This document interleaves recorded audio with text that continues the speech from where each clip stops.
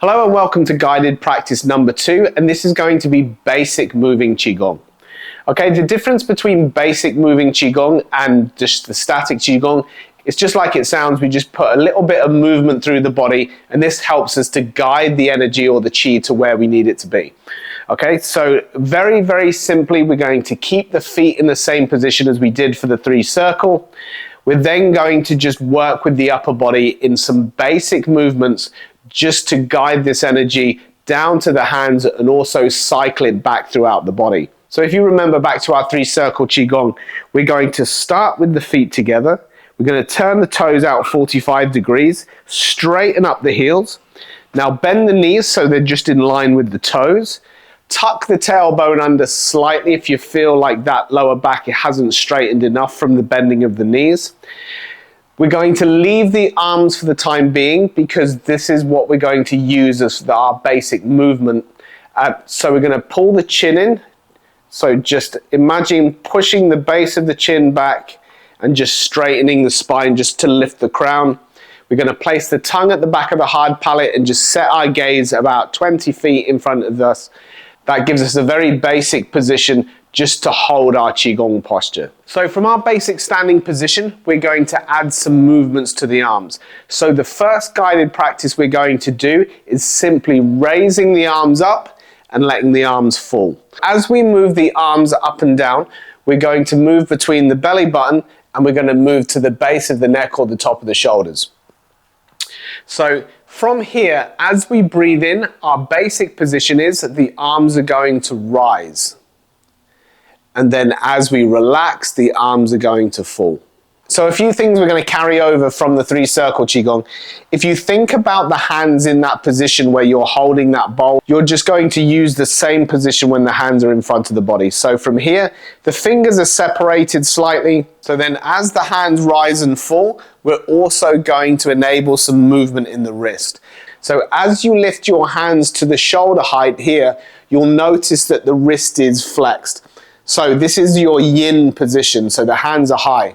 As you drop down past the shoulders and you come down to in line with the lower abdomen, you'll notice that the wrist is extended, and that's going to be your yang position. So if you imagine, if you draw the hand all the way back, that's your yang and this is your yin. So this is where we get the state change, and this is the start of being able to work with the 2 energies. The reason why the hand position is very important is because the wrist actually controls the state within the body through yin and yang. So this is our control. So, and again, as our hand goes yin and our hand goes yang, we have a very different intention throughout the arm. So this is going to help control the movement of energy around the body when we get a little bit more advanced.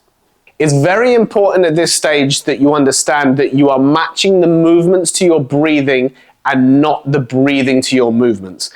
That's because if you have an unnatural rhythm for breathing at a very basic level, you'll find it very difficult to either keep up with the movements or you'll find yourself running out of breath. So as we move with the arms, it's just supposed to be a physical representation of the breathing. So that makes it very simple. You set your breathing pattern and then just allow the arms to move. The arms are going to be slightly bent.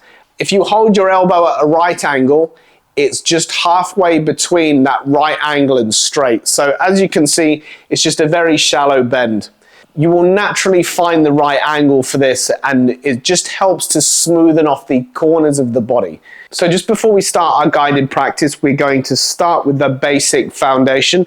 So we're going to open the toes, straighten up the heels. That gives us our shoulder width stance. Bend the knees so it's over the toes. Tuck the tailbone under if it needs a little bit of straightening in that lower back. Pull the chin in slightly, press the tongue against the hard palate, and set the gaze for about 20 feet just in front of the body. So we're going to start with an in-breath, have the hands in front of the body.